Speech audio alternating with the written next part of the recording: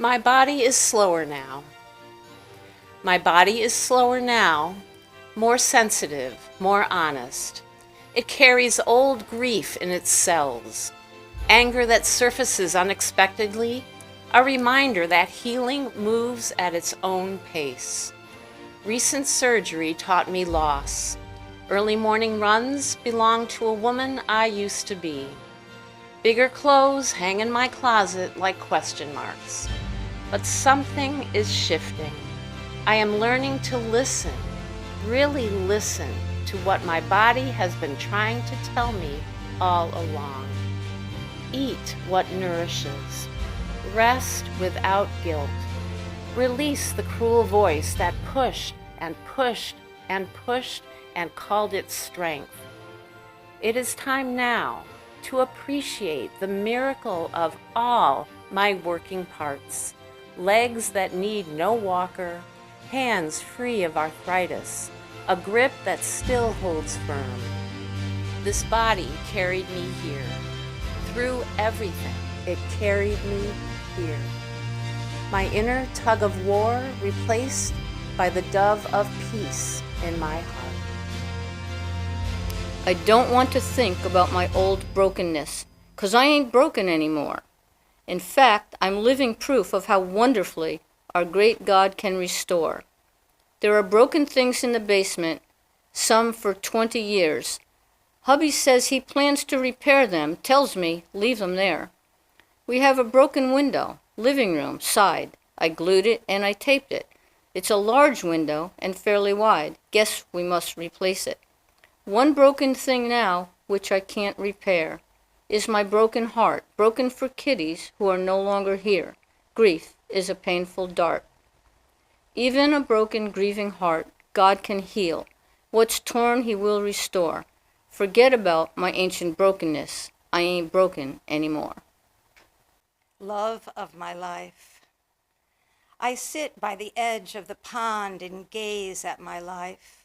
My eyes, my breath follow the water's flow, the outline of the shore, the texture of the rocks, growth since yesterday, the way the sun casts a shadow there, reflects off the wrinkles and ripples of the surface, bare spots that could use planting, but always with tenderness as one studies the face of a lover.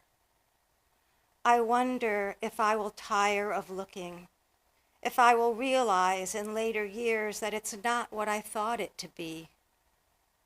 My heart sings a song of lament for the passing of time, the measure of actions, unspoken loss, fear, hope now spoken. A small bird perches on the sill of my open window, turns his head with curiosity to better look within, offers his morning melody, a message for my soul's sting.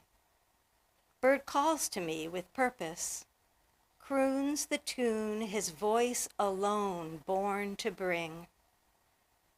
My heart aflight on wings opening begins to sing, sing, sing. My name is Karen Chosick.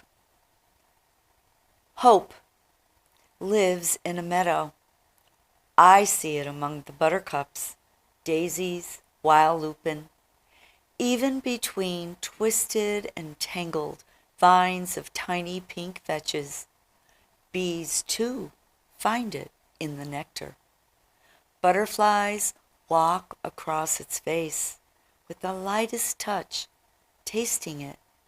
And when breezes sway the flowers back and forth, around and around, hope begins to dance. I walk in the woods.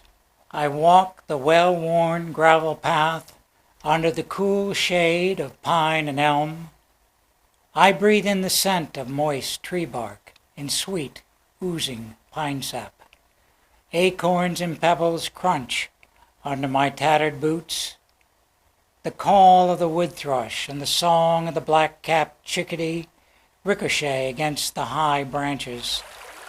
The brook and the trees remember my footsteps when I once ran through this trail as if it were endless, not listening to the pitched chatter of forest animals in the brook burbling downstream. The wind, earth, and sky know that I am part of and from them. I breathe in the cool, rain-rinsed air, sprinkle of water droplets from dew-soaked leaves. I turn to see the distant path behind me, the hills I climbed, the places where I stumbled. At the trail's end, I see more sunlight beyond the trees. Content to carry the mud on my boots, the sprinkle of pine needles in my hair, knowing the earth, wind, and sky will remember me by the soft print of my tattered boots in the wet gravel. Walking home. When I go walking, words come home with me. Fractals and phrases aflutter, tag along with each stride. Jostled and jumbled, they find me, like collectors' unexpected gems in yard sale clutter stuffed into pockets. Raw potential for the visionary and the sentimental. Body in repetitive rhythm shakes loose rusty sediment, jogs fragmented memory. Images jiggle and dance through fingertips, fall feelings first into metaphor. Meander through rivers of inspiration, flow gently, easily, before strike against barrier of stones. Gather there in deepening pool until overflow, and branch into rivulets and fresh mud I sink into when I go walking. Homes come home with me. Birds. Two little blackbirds sitting in a tree. One is a her, the other is a he. She takes off chirping in delight. He sees her go and leaps into flight. Oh, look over there. It's another he who is watching from the other tree. She sees two boys now following her. The boys tip and turn, but don't defer. Now look, three more pairs of birds. Guys chasing girls, some dropping turds. They fly and land and laugh in joy. Each girl knows she wants one boy. Tweet, tweet, flip, flap, whizzing by in delight, smiling and singing as they sail in flight. One pair zips off to a private tree. Soon there will be little birds. Just wait and see. Into the sun's love. I feel the sound of the river as if it is the blood flowing in my veins. When obstacles rise, something stirs in my center, willpower, heart, and mind braiding into one current, finding the way through. In the liminal space between one bend and the next, time releases its grip. Only this moment, only the love of spirit shining through. Miss Mousie whispers, "Don't bother, stay here, have another glass of wine." I take a deep breath, flip her the bird, and step out into the sun's love. The bear. The bear is back. It chased me down. I fled. Its claws ripped my shoulders. Still I ran, feeling pain, blood dripping from the wounds. Escape! Evade its grasp as it strikes and snarls. Faster, panting, running, gasping for my breath. Afraid, can't let it take me. It will consume me completely. Asthma threatens as I run harder, faster, faster. Escape! Avoid those paws, their wounding claws, the tearing jaws. Run, run. Don't give up. Who can outrun a bear, especially this one who has tasted my blood already? Back again, back for more. This time, he wants not only my blood, everything, both body and soul. He will devour me completely. Run away, escape it. You can beat it and overcome it. Just run on. Apple picking. He has his father's legs, literally. Dad holds him to reach. He stretches his arm. Little hand barely fits around. Pluck, giggle, plop, into paper bag. Sweet memories made crisp again, pulled from the echo of time. I joined a drum circle a little over a year ago. This is a whole new community and experience for me. I took pen to paper to describe one experience. It's called trance.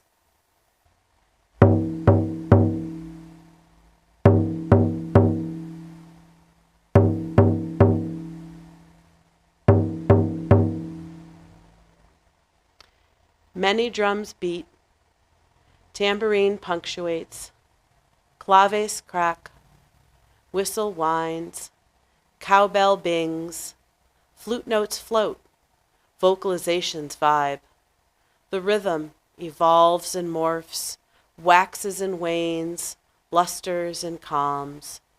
I beat the same beat over and over and over. A trance of enchantment takes hold.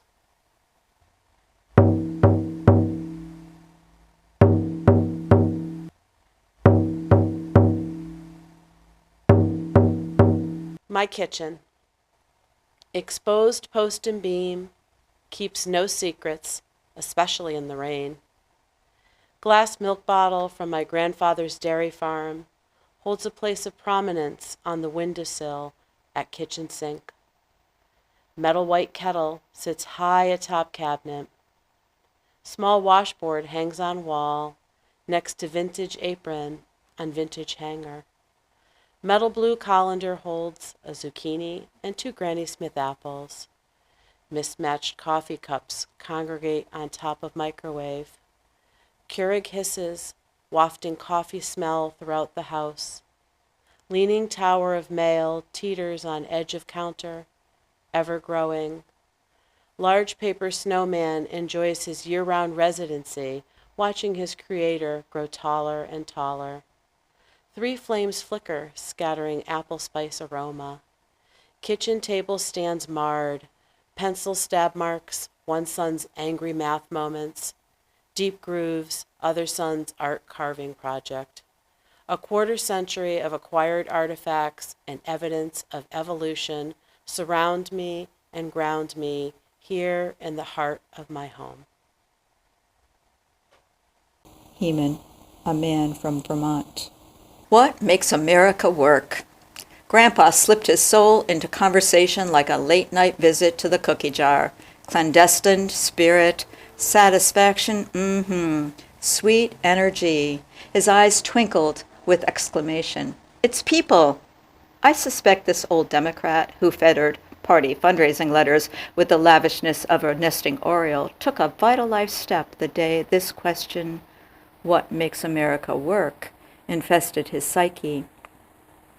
He left pastoral rural Vermont, the farm, earnest to sweat for the sweet favors of a dream, his hands and back supple and furrowed as the land, his mind quick to cast off, long like shadows on road corn, his morning up with the chickens, his retirement retooling the incorruptible gears of his clock set for a century, meticulous ideas sprung from a barn, wielded by the heat of a cold stove. The syrup runs and the sugar house glows. The morning rises after the mountain. He is a Vermonter. Our visits began with the drive north, off the concrete highway by dark, along riverbeds of boulders, hints of streams, long steep trails, shadows of log timber, littered with birches, white and yellow, a patchworked hill night-capped with balsam firs. Collectively, we retired our eyes, slumped head to shoulder, quilted grandchildren in the back seat of a '64 Impala. There was an aimless, busy quality to the cutting of rhubarb and asparagus, the harvesting of berries by the peck, tractor rides that turned up potatoes, brook crossings, stepping stones to reach snow pea vines. In the yard there were 4 John Deere seats, recycled on a ride-around, and a moonwalk grain mover among the chickens. There were reincarnation promises. The '52 Pontiac car hood would clear the ice pond in winter. There was game to be eaten, not to be played to win. There were mysteries and hymns, cistern water, and the Fraternal Order of Masons. More than a century later, the maple syrup still sweetened whatever went with eggs, still fresh from hens in the yard, the tractor pulling what the man could once manage by hand, the barn full still of mystery, the conversation often leaving Vermont and returning like the man. Fresh eggs, a sign, brings back all that is Grandpa, all that Heman dreamed in Green Mountains. Tarn and Sid the Squid. Sid the Squid knows what I did. Out in the open, I never hid. I lived my life along a meandering highway that presented itself and then became my way. I live in the moment without even trying, and expect to until the moment I'm dying. I look to the future through a smaller window, looking for love, compassion, understanding under my pillow. All things considered, the future endeavors and plans, with a loving partner, moving forward, holding hands. Health and wellness would be nice. Extra money helps. Crack the ice. Adventures and thrill. Rides can abound. Who knows how much love can be found. 10 miles east of Provincetown. The only sounds were the captain's voice and waves slapping the sides of our whale-watching vessel. Across acres of rich feeding grounds, 80 pairs of eyes searched for a whale. Then, like a child's answered wish, spray from a blowhole and the dark curve of a humpback appear. The giant teased us, arching his back, lifting his tail like a raised flag. There we were, wide-eyed spectators, hugging boat rails, oohing, eyeing, taking videos, pictures, holding fast to a moment as he slipped back into the sea. Love of my life. I sit by the edge of the pond and gaze at my life. My eyes, my breath follow the water's flow, the outline of the shore, the texture of the rocks, growth since yesterday, the way the sun casts a shadow there, reflects off the wrinkles and ripples of the surface, bare spots that could use planting, but always with tenderness as one studies the face of a lover. I wonder if I will tire of looking, if I will realize in later years that it's not what I thought it to be. My heart sings a song of lament for the passing of time, the measure of actions, unspoken loss, fear, hope now spoken. A small bird perches on the sill of my open window, turns his head with curiosity to better look within, offers his morning melody, a message for my soul's sting. Bird calls to me with purpose, croons the tune his voice alone born to bring. My heart aflight on wings opening begins to sing, sing, sing. Marta, the weaver of Perugia, the wooden loom scarred and polished by the threads of time, graced the hallowed walls of brick and stone, once a medieval nunnery, a shrine of devotion. Marta hears the hushed prayers from her grandmother and mother, who spun their art, entwined their legacy to the wooden loom, to Marta, the weaver of Perugia. The scent of machine oil mingles with the faint incense of sanctified air. Marta's petite body hidden behind the warp beam, a spiderweb of fabric veils her face. Her thin, muscular arms and hands grasp the levers of wood, metal in motion, accompanied by the whirring hymn of warp and weft. Her legs pedal the treadles piston-like through the shed. Rainbow-colored lace twirl and dance, spinning on its narrow stage, to and fro, Ferra Spola, interlacing her ancestors' art into the fabric of the modern world. Marta quietly prays. She will not be the last caretaker at the altar of her wooden loom. Bedrock, starting to come down, down from the heavens above, down to the cold bedrock of living. Living without your presence is real. The real makes me wonder, how did it ever get to be? So much like steel. The steel that keeps you imprisoned and locked away. Looking out or looking in, it's all the same. What happened in 3 days' time? Merely a glimpse of a moment. Tears came streaming down. The thought of your cheek brushed by my fingertips. I wrote this poem as I was traveling down from New Hampshire recently. And I was driving home, and thoughts of endearment and love were born. But then, of course, the reality of life, the yin and the yang. When marigolds fade, autumn days grow short. Long shadows stretch across lawn, sidewalk, driveway. The last of my marigolds hardly hold up their heads. Bee-filled sedum, late budding clematis, red-orange zinnias still search for sun. I, too, search for sun to discover more about whom I am, to flourish more into whom I can be. These receding days hold chances to expand my distinction, just as marigolds fade, release their seeds to grow and unfold, holding their heavy heads high again. Morning comes to Alice's house. Stones collect, given up by the bay, are strewn upon Hummerock's shore.